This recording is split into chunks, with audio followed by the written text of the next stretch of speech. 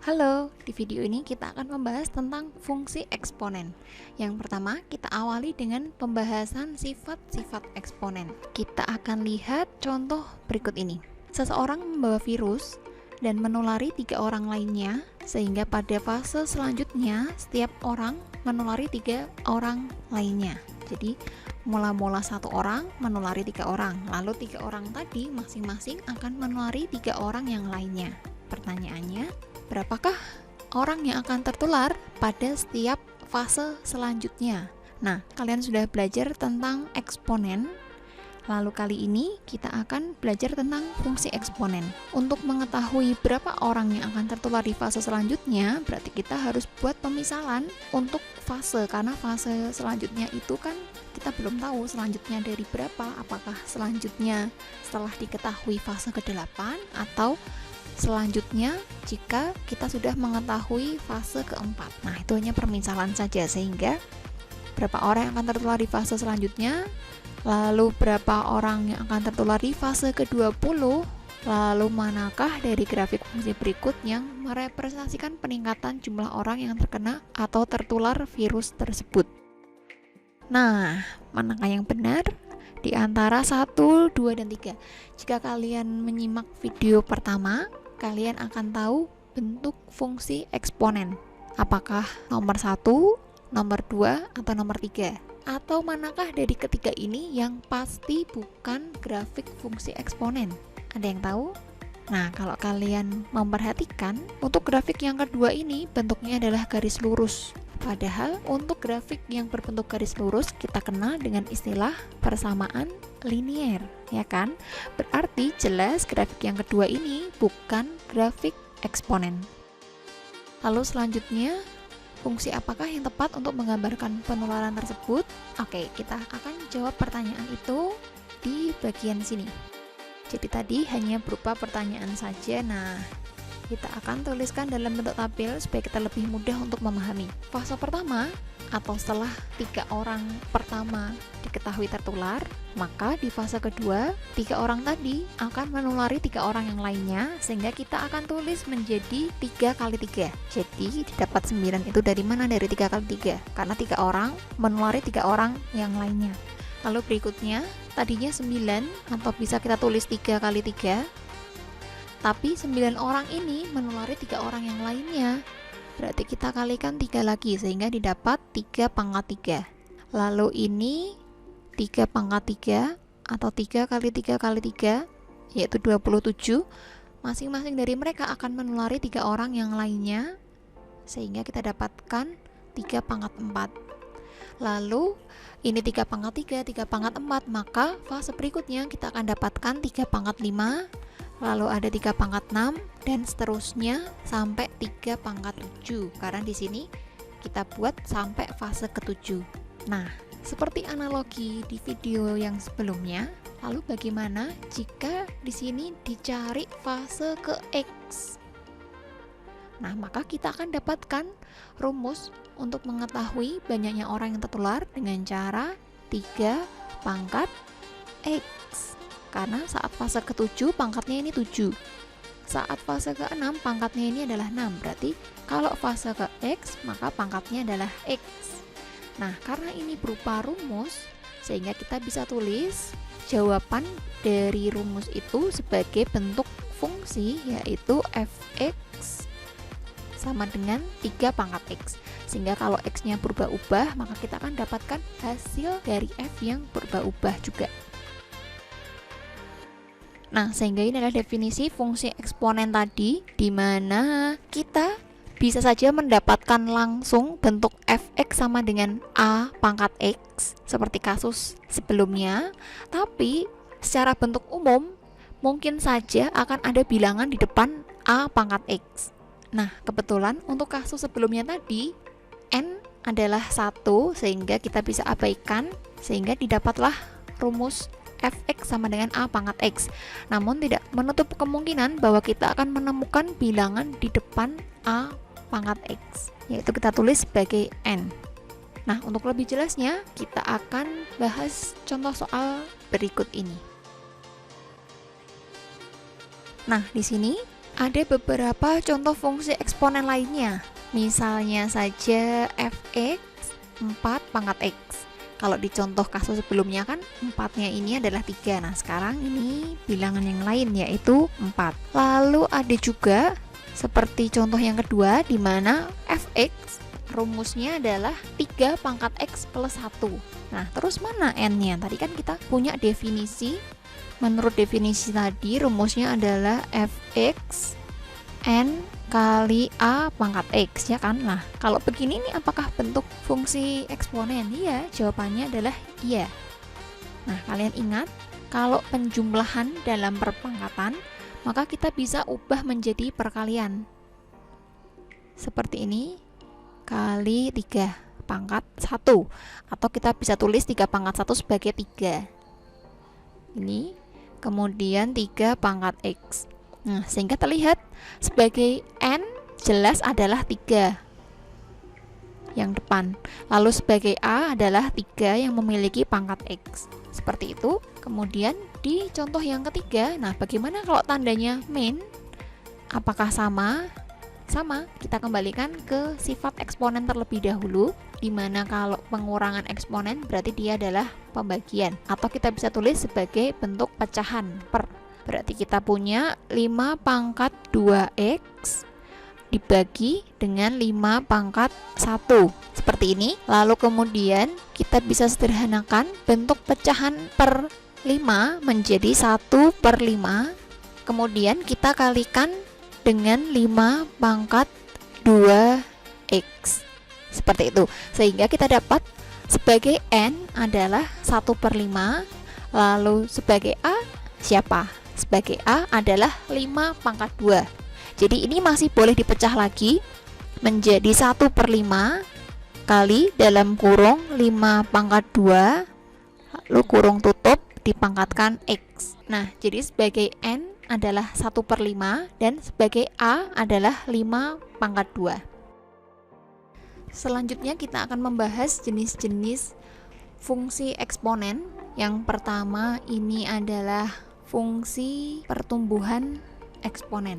Jadi ada fungsi pertumbuhan, nanti kita akan kenal lawannya pertumbuhan dengan istilah peluruhan. Jadi lawannya pertumbuhan adalah peluruhan. Kalau ini bagian yang pertumbuhan, kita tuliskan dengan fx sama dengan a pangkat x. Mari kita lihat dulu contoh berikut ini. Oke, seperti ini kasusnya. Contoh ketiga, untuk mengamati pertumbuhan suatu bakteri pada inangnya, seorang peneliti mengambil potongan inang yang sudah terinfeksi bakteri tersebut dan mengamatinya selama 5 jam pertama. Nah, pada inang tersebut terdapat 30 bakteri. Jadi mula-mula ada 30, kemudian setelah diamati, bakteri itu membelah menjadi 2 setiap menitnya. Nah, kita akan memodelkan fungsi itu, maksudnya mencari rumusnya. Lalu kemudian setelah dapat rumusnya, kita diminta menggambar grafiknya. Lalu yang ketiga, kita meramalkan atau memprediksi pada jam kelima berapa banyak bakteri baru yang akan tumbuh.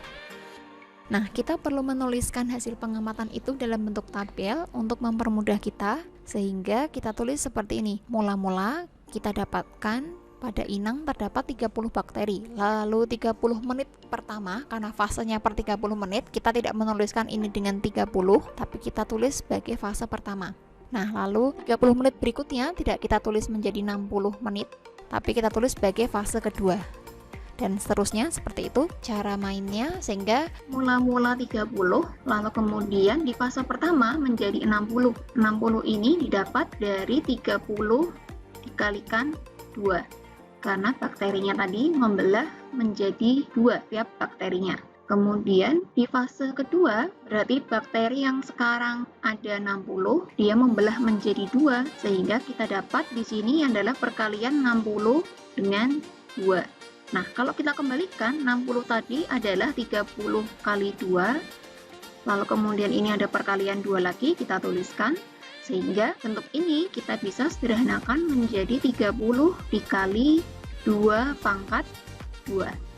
Kemudian di fase ketiga kita dapatkan sebanyak 240 bakteri, di mana 240 ini adalah perkalian dari 120 dengan 2. Lalu saya akan pakai tadi 120 adalah 60 kali 2, atau kita sudah punya bentuk lainnya adalah 30 kali 2 pangkat 2. Sehingga saya tuliskan di sini 30 kali 2 pangkat 2, lalu dikalikan lagi dengan 2, berarti kita dapatkan bentuk sederhana yang baru, yaitu 30 kali 2 pangkat 3. Karena di sini 2 pangkat 2 dikalikan 2 pangkat 1, maka menjadi 2 pangkat 3. Kemudian di fase 4 kita dapatkan sebanyak 480 bakteri, di mana ini adalah perkalian 240 kali 2. Sehingga 240-nya saya sederhanakan menjadi 30 kali 2 pangkat 3, lalu kita kalikan 2, seperti ini, maka kita dapatkan bentuk baru yaitu 30 kali 2 pangkat 4. Selanjutnya, di fase kelima, kita dapatkan bakteri sebanyak 960 yang didapat dari perkalian 480 dikali 2. 480 kita bisa ganti dengan 30 kali 2 pangkat 4, lalu kita kalikan dengan 2, sehingga kita peroleh bentuk yang baru yaitu 30 kali 2 pangkat 5. Nah, ini adalah bentuk perkalian yang menunjukkan banyaknya bakteri. Kalau kita amati dari fase yang pertama, di sini kita punya 30 kali 2. Atau kita bisa tulis ini menjadi 30 kali 2 pangkat 1. Lalu kemudian di fase kedua kita dapatkan 30 kali 2 pangkat 2. Di fase ketiga kita dapat 30 kali 2 pangkat 3. Di fase keempat 30 kali 2 pangkat 4. Lalu di fase kelima 30 kali 2 pangkat 5. Itu artinya, jika kita ingin mencari banyaknya bakteri di fase ke-X, maka banyak bakteri bisa kita cari dengan rumus apa? Kalau melihat pola ini, maka rumusnya adalah 30 dikali 2 pangkat X. Benar, karena kalian lihat di sini fase 5 pangkatnya adalah 5, fase 4 pangkatnya 4, fase 3 pangkatnya 3, dan seterusnya. Maka jika ditanya adalah banyaknya bakteri di fase ke-X, kita dapatkan dengan rumus 30 kali 2 pangkat X. Nah, ini dia rumusnya. Kita peroleh model untuk fungsi eksponen pertumbuhan bakteri, yaitu Fx sama dengan 30 kali 2 pangkat X. Sedangkan untuk grafiknya kita dapat gambar sebagai berikut. Nah, ini dia grafik untuk fungsi Fx sama dengan 30 kali 2 pangkat X. Kalian bisa dapatkan dengan beberapa aplikasi untuk menggambar grafik, salah satunya Microsoft Mathematics, atau kalian bisa juga pakai Automat atau aplikasi sejenis, di mana kalian tinggal menginputkan rumusnya, lalu akan keluar output, yaitu sebuah grafik dari persamaan yang kalian masukkan. Kalaupun kalian tidak memiliki aplikasi itu, kalian bisa gambar secara manual, di mana tadi kita memiliki fase yang ditunjukkan oleh sumbu X. Jadi sumbu X ini menunjukkan fase ke-0, fase ke-1, fase ke-2, ke-3, ke-4, 5, 6, dan seterusnya. Lalu sumbu Y menunjukkan banyaknya bakteri.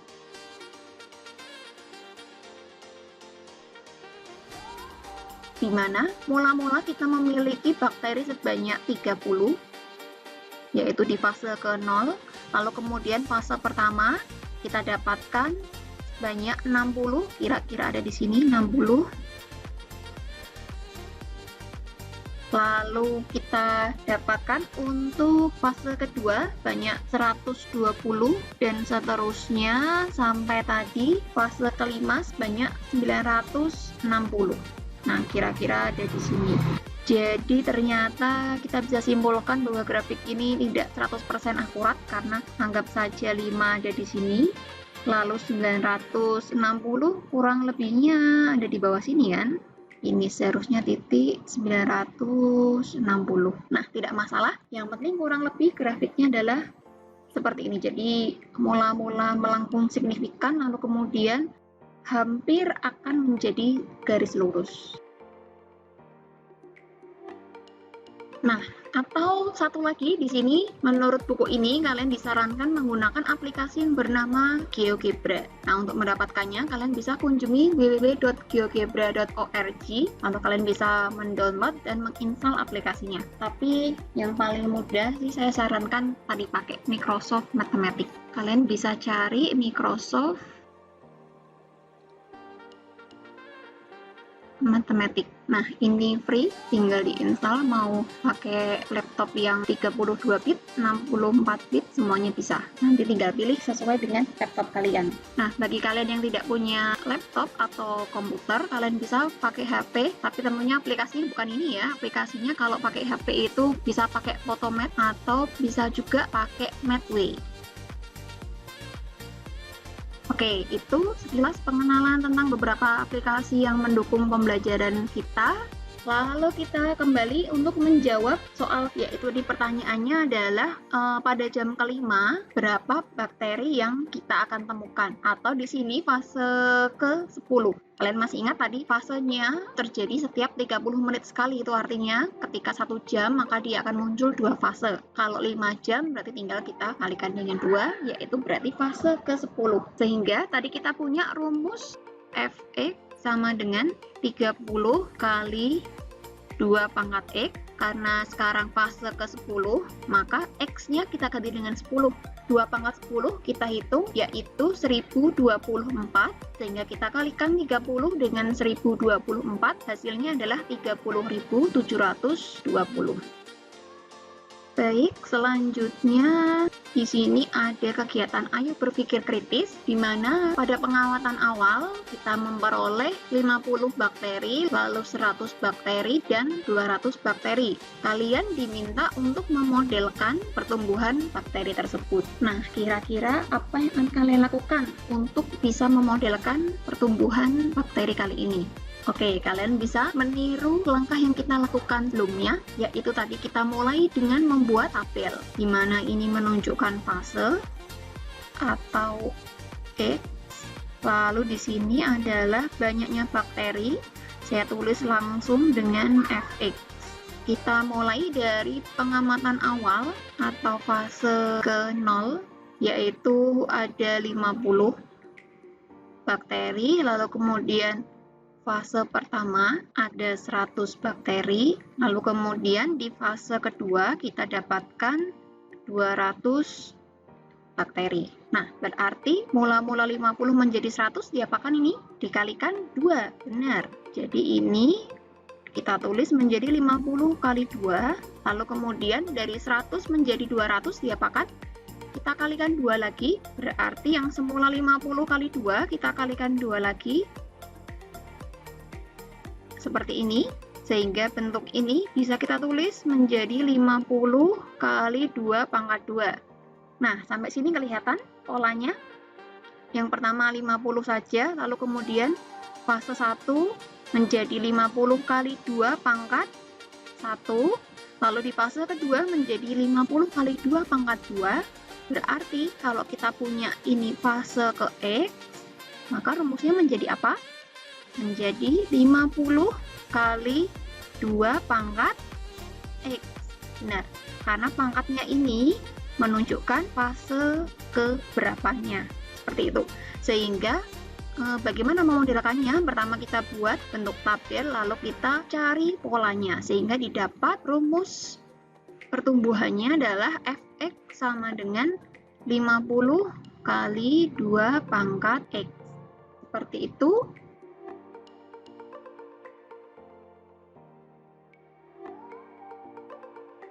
Baik, selanjutnya di sini ada latihan 1.2.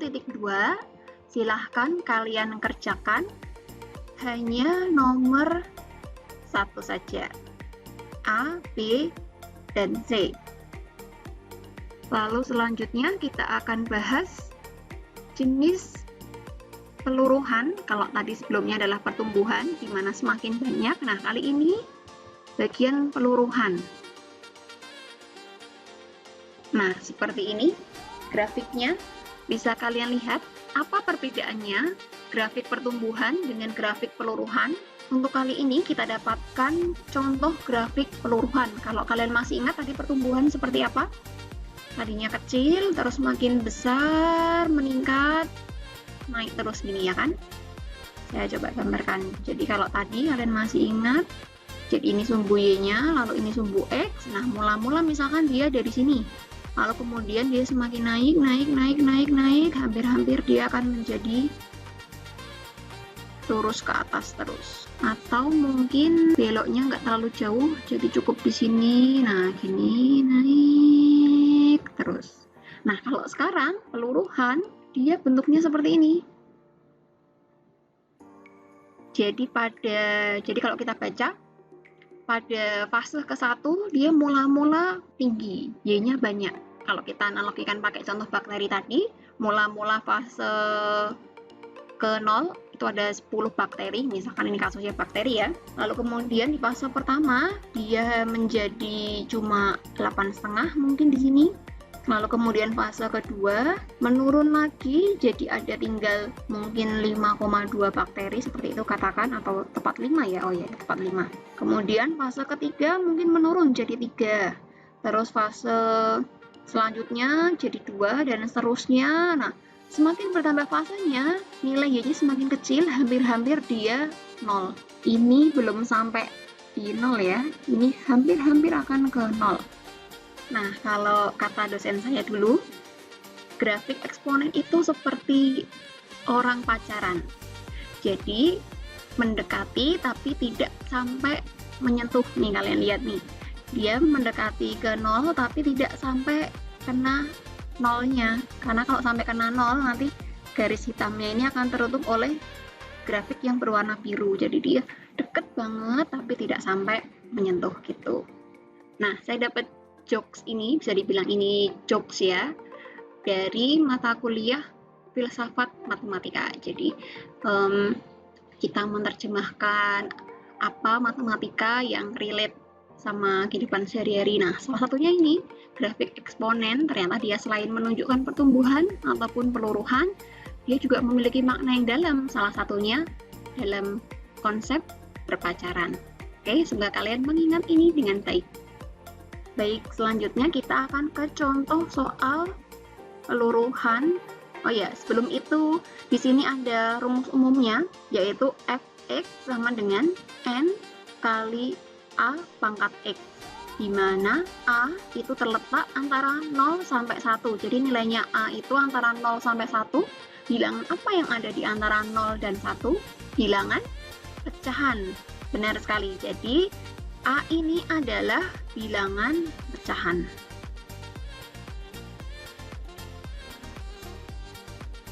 Karena dia terletak antara 0 dan 1.